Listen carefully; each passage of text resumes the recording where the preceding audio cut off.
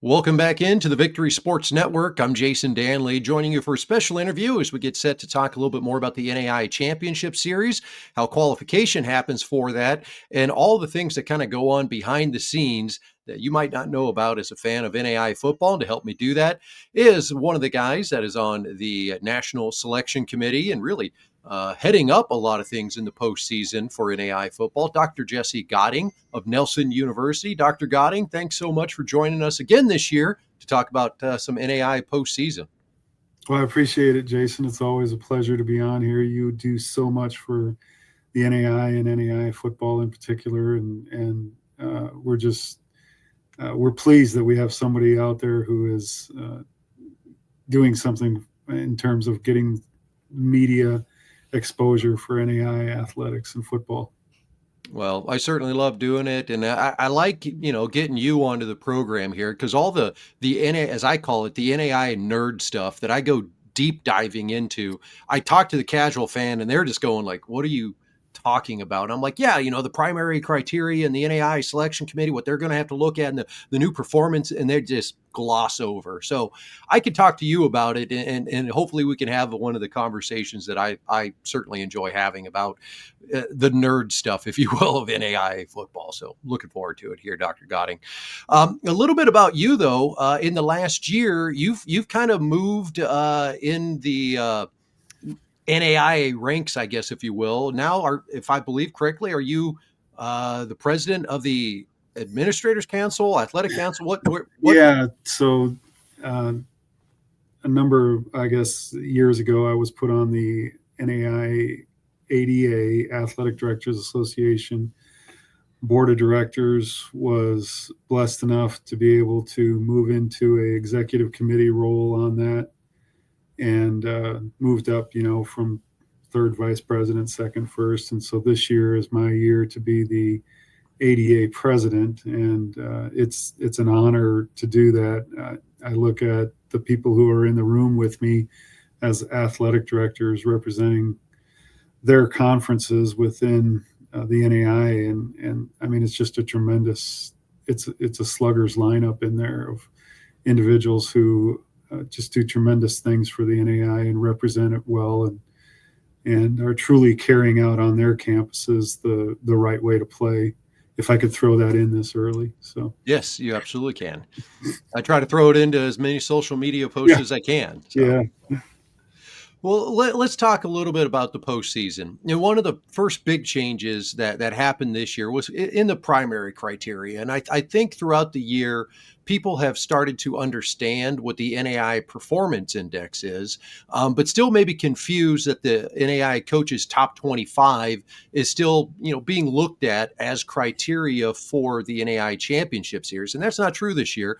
The performance index took the place of the top 25 poll from the coaches, along with a slew of other things. Just talk a little bit about the move to the performance index and what that means for selection in the NAIA Championship Series. So the NAIA made a decision at the National Administrative Council level that we were going to move away from ratings in as many sports as possible. You've seen that already take place in a couple of other sports. This year, football was one of the sports that moved away from ratings. For years, you're well aware, there was 17 raters. You rated every Monday morning. That went in and really became the basis before the National Selection Committee. Whoever the automatics were, and this is back in the days when we had the 16-team playoff, those automatics came from, okay, who's the first team that's rated that's out? Mm-hmm. And, that was it. And then we moved into National Selection Committee. The National Administrative Council wanted us to move away from ratings. We were using the ratings. They were very heavily tied into the National Selection Committee criteria. For instance, you had to finish in the top 25 in order to be considered for an at-large. You had to, if you were one of the top 6 teams, when we went to a top 20, if you were one of the top 6 teams, then your seed was protected. So Hmm. we had seeds 1 through 6 based on the ratings. With going to a poll, all of that has disappeared this year. And so it's made the process a little bit different. But one of the things we had to do was find, well, what's going to replace the rating? And they, you know, the selection committee, every selection committee in the NAI has a criteria that's based on some metric. And for football coaches, that was tough, um, partly because they'd felt like football coaches had done a really good job with the ratings over the years. So to stay away from that, then what are you going to find that people really like? And that's not an issue that's for the NAIA only. We can talk Division One college football playoff selection committee. We can talk how they do it at 1AA, D2, D3, whatever, wherever college football is played. There seems to be, okay, how do we make this more objective to pick our teams? But then we don't really want to be too objective because we all have our fan bases and we all have some bias built in, and we want to be able to exercise that as well. So with the NAI, we came to the Football Performance Index, and both D2 and D3 use a similar index. And we decided on the Football Performance Index that is released. One was just released today. And that figures in then as part of the criteria or the primary criteria for national selection. It's not the only primary criteria. Hmm. And interestingly enough, going back to the ratings for a second, one of the things that's been said is by the coaches was, why are we doing this then? If this doesn't mean anything, why are we doing this? And, a couple of us were like, wonder how long that would take to have asked. But I think a poll is still a good thing. Hmm. Because Jason, it gives you an opportunity to look at something and compare it to the poll you're making, right? Yep. There's a couple other polls out there, and what they do is they create exposure, and that's never a bad thing when you're talking. And it's also an industry standard. Like whether it matters or not, every level of football has a poll. Hmm. And I think we not only have the poll to talk about now, we have ARC rankings to talk about now. We have the Football Performance Index to talk about now. All of those things generate conversation. None of that is bad for NAI football. No, 100%. And going back to the polls, I mean, that's, being a guy with a website now that sees web traffic, polls bring in a lot of interest. When the coaches poll comes out, there's a lot of hits on that. When my poll comes out, there's a lot of hits on that. It creates a lot of interest. It helps to build the brand for NAI football. So hope the coaches understand that. Although that poll is not being used for postseason calculation, it's very important in the growth and in the identity of NAIA football. So we've got the performance index now. It's one of the primary criteria, not the only primary criteria. We've got overall win record percentage. We've got the ARC rating. We've got the Massey rating, NAIA performance index, and record of teams versus the ARCs. That's the 5 primary criteria in no particular order. As you look at that primary criteria and as that gets discussed in meetings and then by the National Selection Committee, is there any sort of weight that goes one way or another, or is it an amalgamation of everything coming together? I mean, how do they break down that primary criteria and determine maybe what's a little more important than something else, or do they?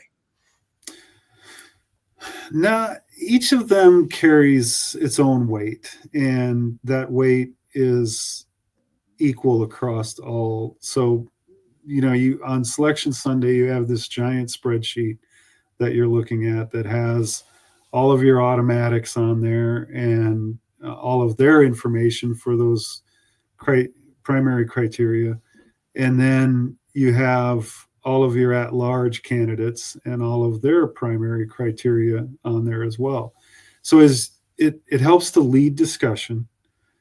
It helps to kind of clarify where people are at, but I wouldn't say that one aspect of it is greater than another aspect of it. What we consistently tell our graders, what we consistently tell coaches, what I consistently tell the National Selection Committee is that this is a piece of the puzzle, and we're going to go in with all these pieces of the puzzle, including secondary criteria and other things that we can look at and say, okay, let's put the puzzle of the playoffs together. Once we have the puzzle of the playoffs together, we're going to go back and revisit all of that to get the seedings of the playoffs. And so it becomes very much like, is everything in there important? Yes, it is. Is there something that we may hold more weight than others? No, not really. Maybe for a particular team, but not overall. There's not something like, oh, we got this new toy called the Football Performance Index. Let's make that the focal point of everything we do this year. That's not the case. Mm-hmm. And I think that as I've listened to some fans and listened to some coaches, I think in the beginning this is going to have so much weight, and it's going to be the thing that they look at, and you want the high NAI performance index rating. And then I think people have come down from that a little bit and realize, as you have mentioned here, it's just one of the pieces of the puzzle, because the ARC rating is still very important as we look at these different regions and how everybody rates. Your record versus those good teams in the ARC is also very important. And then, you and I were kind of talking pre-show here. Your overall win percentage matters. I mean, and there's a lot of conversations to be had about some of the really good teams out there that have beat everybody on their schedule, but have lost to two teams that are probably going to be automatic qualifiers to the playoffs, or have lost to three teams that are going to be automatic qualifiers. It's really tough when you start looking at the win percentage of those teams, albeit quality football teams. It gets really tough when all of a sudden they start racking up 2 and 3 and possibly even 4 losses to be considered for an at-large. Yeah, there's a don't lose late, right? Yes, 100%. You hate to say that, but hey, it's better at this point of the year if you just keep winning. Yeah, it's difficult to sort out, but this is really an interesting year. I don't know, Jason, you talk about NAIA football, and there is a parity there that maybe hasn't been there before. But there's also, I think I'm seeing two things, and I have nothing but anecdotal data to propose this theory. But I think there's a parity that we haven't necessarily seen. Some really good coaches doing some really good things. Mm-hmm. But I also think there's a drop off that I haven't seen maybe 10 years ago either, between haves and have nots. And there's some people who have made some moves and done some really good things, and they're contenders now in NAIA football. There's other programs, and every campus is different, right? So you have enrollment management issues on every campus, and you have revenue issues on every campus, and that kind of determines sometimes how competitive you can be. And I think I've seen the bottom slide a little bit. Mm-hmm. We see more. Once again, this is anecdotal, but I think I see more blowouts than in conferences than we have in the past. And there's always been blowouts in conferences. You always had dominant teams, but that second tier, I think there's a little more separation now than there used to be. I say all that to say that going into these final 2 weeks of the year, you just look at the conference standings and see who has left to play who. This is really, really interesting. Like, this is playoff football already for some teams, and it's awesome. We maybe saw some teams this past weekend play their way out of the playoffs. We saw others keep their hopes alive, but this is what we love about college football, that we're in a playoff mode right now, and certain teams need to win. There's some great races going on, and even if it's not for necessarily the conference title, there's some great races going on. The Sun Conference is one of them. There's just Yep. what's going on there is fantastic, and they've got a great finish to their season coming up. Yeah, somebody that was putting together the schedule in some of these conferences, they may not have been thinking at the time, but it really looks like they were thinking how they put some of these late season matchups in the Sun, in the GPAC, in the Sooner, Yeah, in the Heart Conference. I mean, you've got some big time games in the next 2 weeks that are going to yeah, make a lot of determinations for the postseason. which is great. It's fun. Yes. It's a Yeah, lot of fun. And when we get to, so next week we have our third ARC calls of the year, and each, East, West, and they'll have their ARC calls, and they'll discuss this. And there's one game left to play, and that's where you can sometimes know who's going to be the automatic, but there's a couple conferences where, okay, guys, what's the tiebreaker here? How do we determine who gets the automatic if it all goes this way? And those are always interesting. Interestingly enough, this year we had to have every conference go back and say you can't use ratings hmm as part of your tiebreaker. You can have nothing that has to do with ratings dealing with conference standings. And we also had to have them define who's, like, if you have an automatic, we need to know who's second, who's third. That three-way tie at second needs to somehow be broken for us as well. So, because that's the next team that could be put forward as an at-large. Yeah, and I think that was important to do. The world of conference tiebreakers is one I have to go through every year to say, okay, is theirs based on head to head, or if they split head to head, is it just on overall, or not split head to head, but if it's based on record, is it on points allowed against one? I mean, every conference is different. And one conference's tiebreaker might determine a different conference champion than if a different conference's tiebreaker was used, and it gets very confusing this time of year, Dr. Godding. Yeah, it can. If you remember a couple of years ago in the Sooner Athletic Conference, there was a team that, in order to win the conference title and get the automatic, they had to win by 9, Mm-hmm.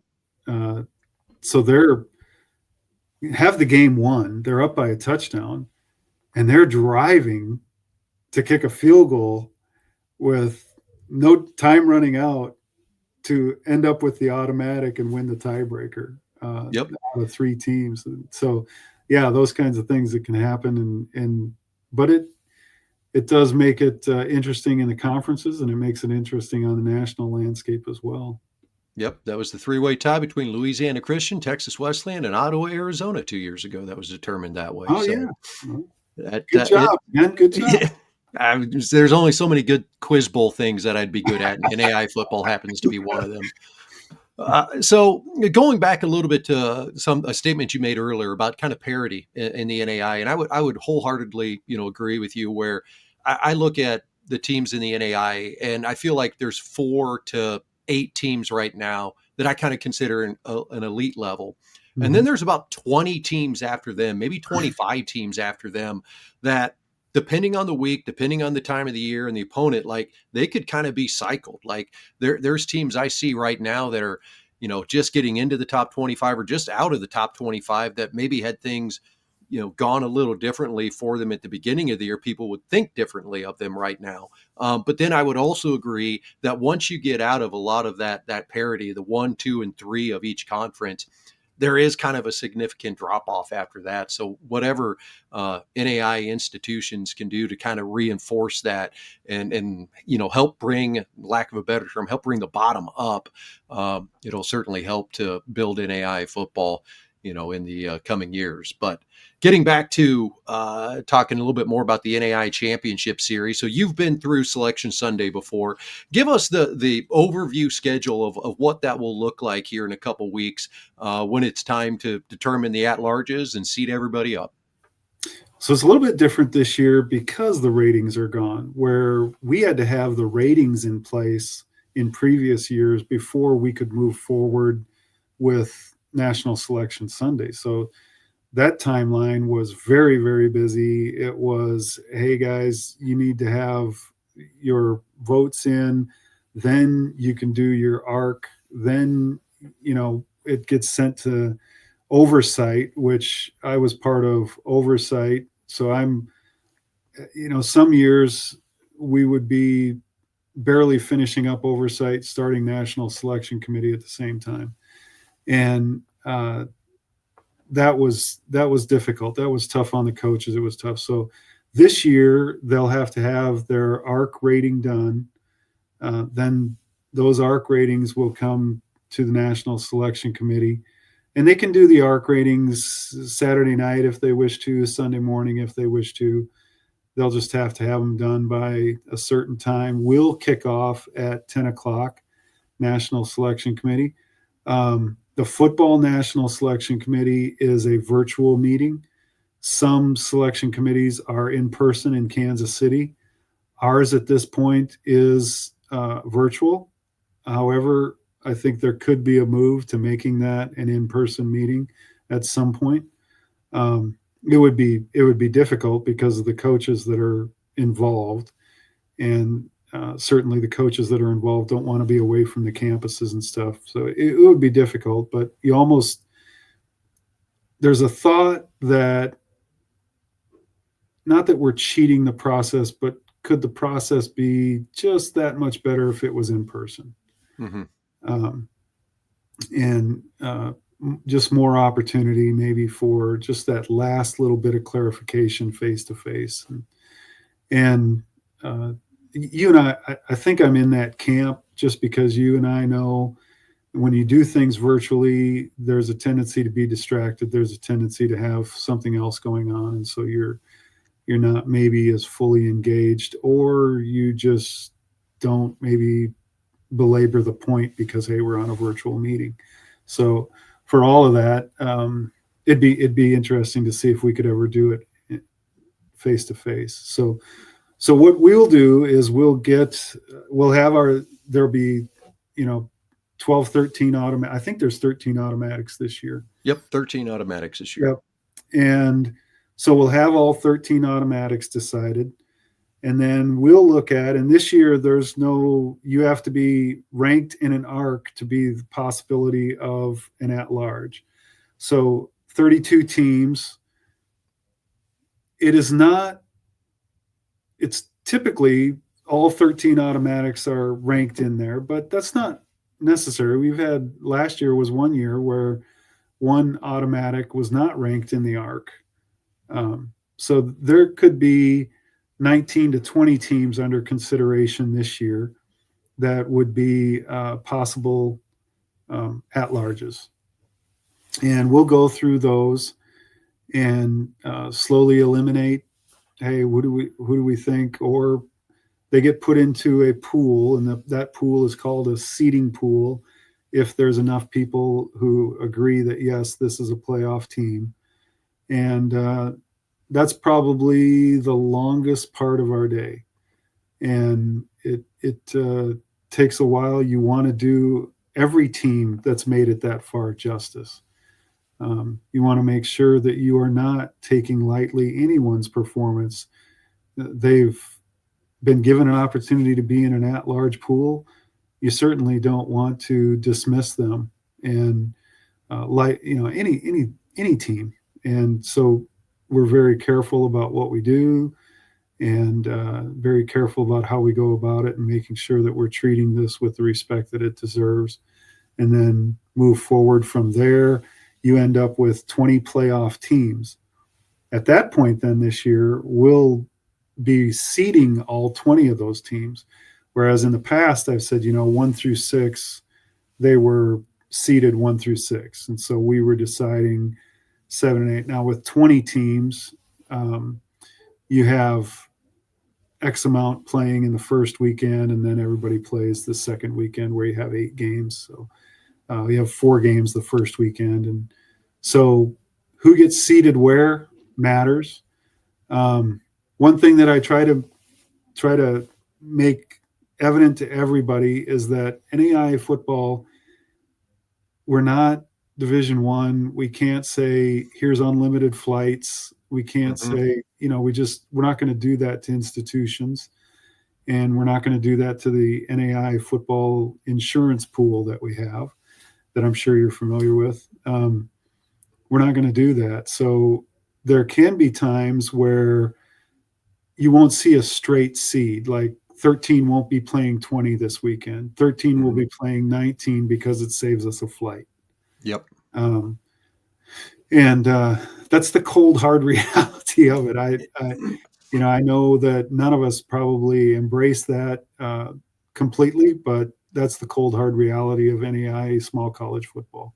Yeah, it's very expensive to say, and just throwing it out there, to fly a Montana team to southeastern in Florida on the opening week of the college, the NAI playoff, and then have another flight as well. It's very expensive, especially if you can just move the seed once and now you're playing on a bus trip. I mean, it's just the world that we live in small college athletics, and unfortunately, the big time Division One stuff maybe has skewed people's brains towards college athletics. But I will tell you, very much at the NAI level, it is a business of working, in the black and not going in the red, and decisions will be made to prevent us from going into the red, especially when it comes to the NAI championships. Yeah. And there's actually, Austin Bennett and his people do just a great job of, when it comes to that, helping to guide us, knowing where the mileage charts are, knowing what the opportunities are, and how that can shake out. And they do a great job with it. But it doesn't always look like it, but it is at the protection of the NAI and the protection of those schools, honestly. Um, we've had situations where, this is years ago, but schools have questioned whether they should even go or not. If it was going to be, wait a minute, we're going to take a charter the first week, and then we might have a charter the second week. And Mm-hmm. people have to understand those things start, around $140,000 and kind of escalate. And so for a small college, no, I'll just play number 19 instead of playing number 20. Yes, 100%. And that we could go into the Wayback Machine, and teams that just said it's going to be too expensive. We're not even going to bid for it. Yeah. Yeah, there's been a lot of those decisions made over the years too. So, well, we're looking forward to the NAI Championship Series. The final weekend of play is November 15th. Selection Sunday is the 16th. Everything will get announced, and we'll be excited to get into another postseason. So, I thank you, Dr. Gotting, for coming on the program again this year to go through this with everybody, give us all a little bit of a refresher, and help get us ready for the NAI Championship Series. Always a pleasure. Thank you, Jason. I appreciate everything you do. All right, thank you. We'll be back with more with myself and more on the program and more from the Victory Sports Network in just a bit.